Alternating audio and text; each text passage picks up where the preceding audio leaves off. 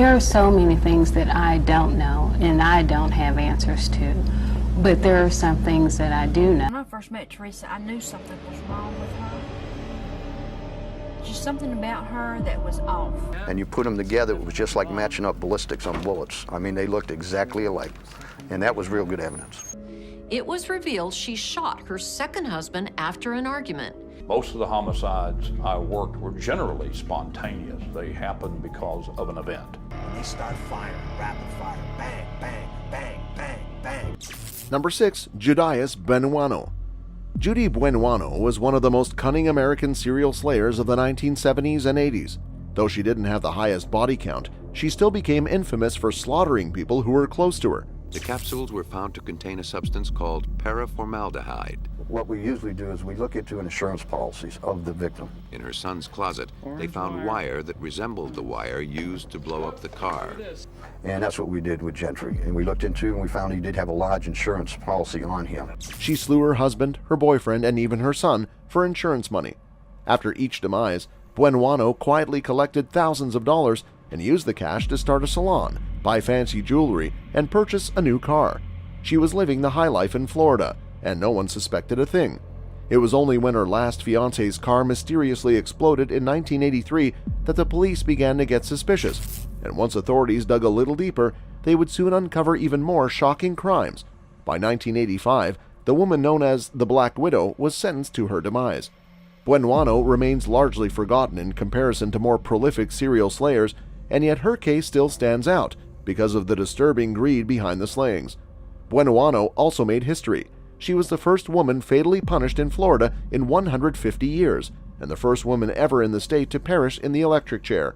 And you put them together, it was just like matching up ballistics on bullets. I mean, they looked exactly alike, and that was real good evidence. We sent that off to the lab, and they sent us back pictures of the wire. He said, you know, when I'm staying over there at Judy's house, she was giving me these pills. Number 5. Frances Elaine Newton. Frances Elaine Newton was a woman whose name will forever be etched in history books for her involvement in a crime that left her family and the entire nation in shock. Newton, born in Houston, Texas, was just like any other American girl until the day she was accused of slaying her husband and 2 young children. Newton was married to Adrian Newton, and they had 2 children together, Alton Jr. and Farrah.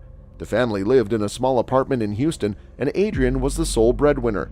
Told my father when he came to get me from my parents' house that there were 2 guns in the state's possession. There are so many things that I don't know and I don't have answers to, but there are some things that I do know. One of my neighbors said they heard gunshots at 7:30.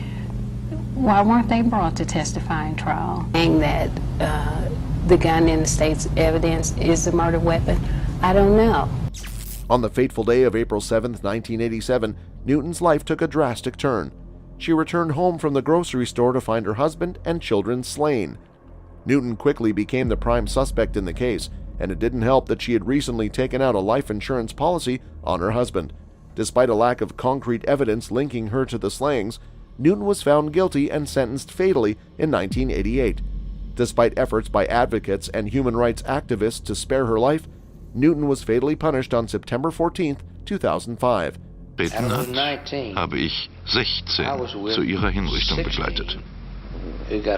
He was tired, he didn't want to take the case. So he didn't even look, I don't even think he looked at the police report. Number 4. Teresa Lewis.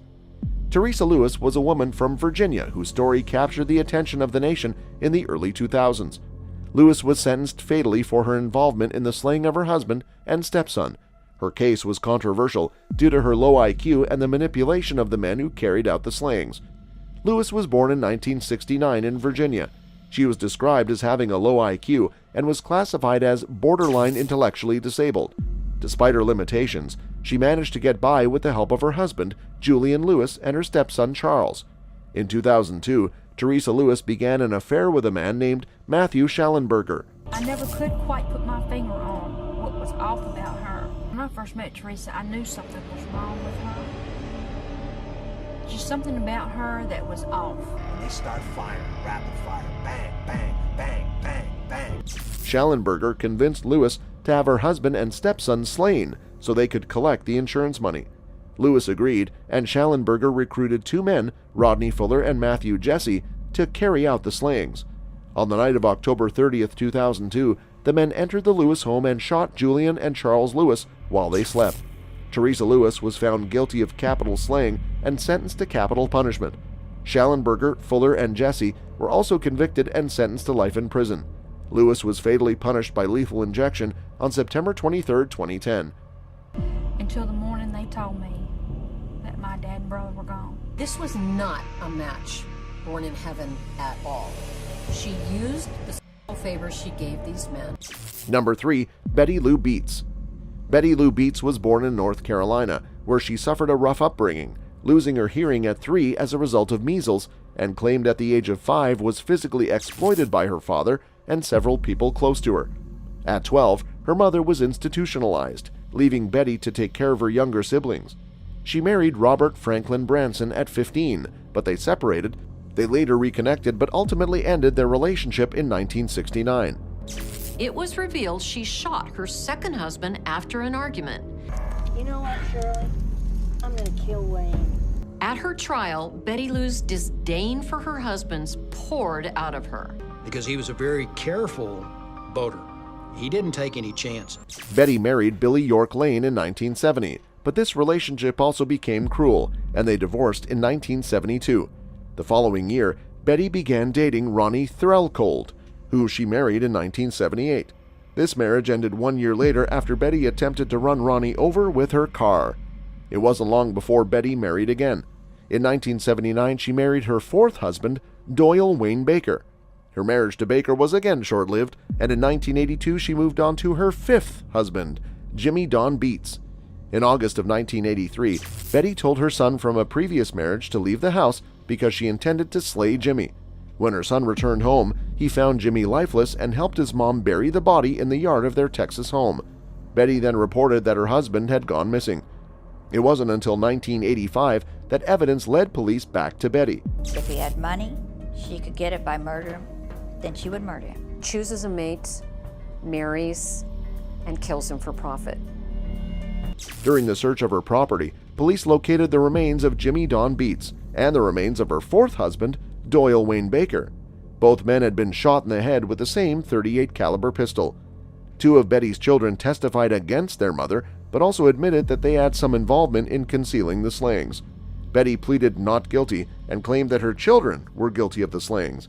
Despite her argument, Betty was found guilty of the slaying of Beets and was sentenced fatally. Because she had already received the capital punishment, she was never tried for the slaying of Baker. In February 2000, at the age of 62, Betty Lou Beets was put down by lethal injection in Texas's Huntsville unit. They don't hear voices. They're not delusional. They're not killing for fun. Most of the homicides I worked were generally spontaneous. They happened because of an event. Number 2. Wanda Jean Allen. Wanda Jean Allen was fatally punished by the state of Oklahoma for the slaying of her long-term girlfriend. Allen would be punished by lethal injection on January 11, 2001. Wanda Jean Allen was born on August 17, 1959, the second of 8 children, to a family that struggled by on social assistance. When Wanda was 12 years old, she was hit by a truck and knocked unconscious, and 2 years later, she was knifed in the temple. Wanda, whose IQ was reported at 69, had a significant amount of brain damage from the 2 traumatic incidents. By the age of 17, Wanda would drop out of high school. Wanda was living with a girlfriend in 1981 when she would fatally shoot the other woman. After making a deal with prosecutors, Wanda would be sentenced to 4 years in prison and would serve only half. In 1988, Wanda was living with Gloria Jean Leathers. The 2 women had met in prison and their relationship was very rocky. In December of 1988, Wanda and Gloria were involved in an argument at a grocery store that was broken up by a police officer. While Gloria and her mother were heading towards a police station to file a restraining order, Wanda would jump out and shoot Leathers in the stomach. Gloria would perish 3 days later in a hospital. At trial, Wanda's lawyers tried to get their client off on self-defense, pointing to Leathers' criminal history that showed she had knifed a woman fatally in 1979. Unfortunately, Wanda's history had a slaying in it as well, and the jury would convict and sentence her fatally. Wanda would spend 12 years on the row before her punishment was carried out on January 11, 2001 by lethal injection. Number 1. Velma Barfield. Velma Barfield was born on October 29, 1932 to a poor family in South Carolina. Her early life was marked with difficulties, the worst being the fact that Velma was physically exploited by her father throughout her adolescent years. Eager to escape, at 17 she married a high school boyfriend, Thomas Burke, and gave birth to 2 children. She began working at a textile plant, but shortly after starting she left because of medical issues. She needed an emergency hysterectomy, which made her feel insecure in her womanhood. Her husband began to drink, so she felt alone. She began taking Librium and Valium, going to multiple doctors for prescriptions. After a fight with her husband, Velma left the house with her children and left Thomas home alone. The house mysteriously caught on fire, obliterating her husband and destroying her home. Velma and the kids moved back home with her parents. Soon after they moved back, she married Jennings Barfield, a fellow widower. After an argument with Velma, Jennings became mysteriously ill. He contracted an illness shortly after and perished from a heart attack. Velma and the kids moved back home again. Her father soon died of lung cancer, a demise she had no hand in, and her mother became mysteriously ill.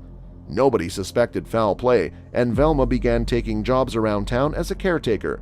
2 separate couples that employed Velma to be a caretaker also became ill in her care and perished. A new boyfriend, Stuart Taylor, also passed mysteriously after he found her stealing from him and forging his checks. After Stuart's service, an anonymous tip to the police led to an investigation. An autopsy was performed and found traces of arsenic from rat poison were in his system. They went back to other passings in Velma's life and found the same brand of rat poison in their systems. Velma confessed to 4 of the slayings and was given a fatal sentence, and although psychiatric witnesses tried to stop Velma from being sentenced, she was convicted in the end, the first woman to be fatally punished since 1962. It was reinstated for her especially. She was put down by lethal injection on November 2, 1984. Her last meal was a bag of cheese doodles and a Coca-Cola. That's all for today, folks. See you next time.